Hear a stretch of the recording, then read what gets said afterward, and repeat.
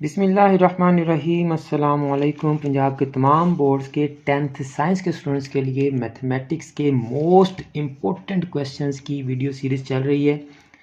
तो स्टूडेंट, आज का जो क्वेश्चन है हमारा वो रिव्यू एक्सरसाइज 1 यानी मुतफर्रक मशक 1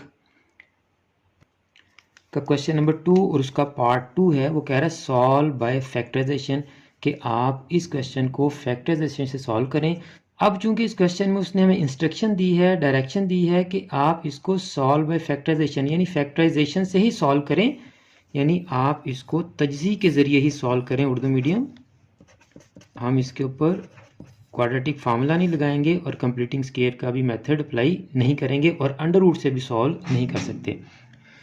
तो अब हम क्या करेंगे, 15x हमारा इधर आ जाएगा जी, ये हो जाएगा -15x। अब आप देखें इन दोनों टर्म्स में से ये फर्स्ट टर्म और ये सेकंड टर्म 5x कॉमन है, तो हमने 5x कॉमन ले लिया।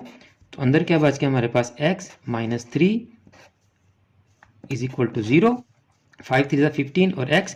अब ये आपके पास फैक्टर्स बन गए हैं। ये जो हमारे पास ये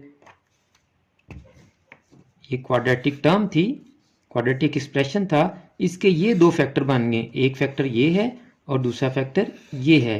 अब ये दोनों ज़ीरो के इक्वल हैं, तो हम इन दोनों टर्म्स को, दोनों फैक्टर्स को ज़ीरो के इक्वल कर लेंगे तो आपके दो आंसर आ जाएंगे। 5x को भी ज़ीरो के इक्वल कर लिया हमने और x -3 को भी हमने ज़ीरो के इक्वल कर लिया। तो ये 5 जब दूसरी तरफ जाकर ज़ीरो पे डिवाइड होगा तो ये ज़ीरो हो जाएगा। तो x का एक आंसर हमारे पास आ गया 0। इसी तरह से -3 जब दूसरी तरफ जाएगा तो हो जाएगा 3। तो x का दूसरा आंसर आ गया हमारे पास 3। तो देखें स्टूडेंट, ये इतना आसान क्वेश्चन और आपको 26 मरतबा से ज़्यादा पास पेपर्स में आ चुका है। तो ये हमारे दो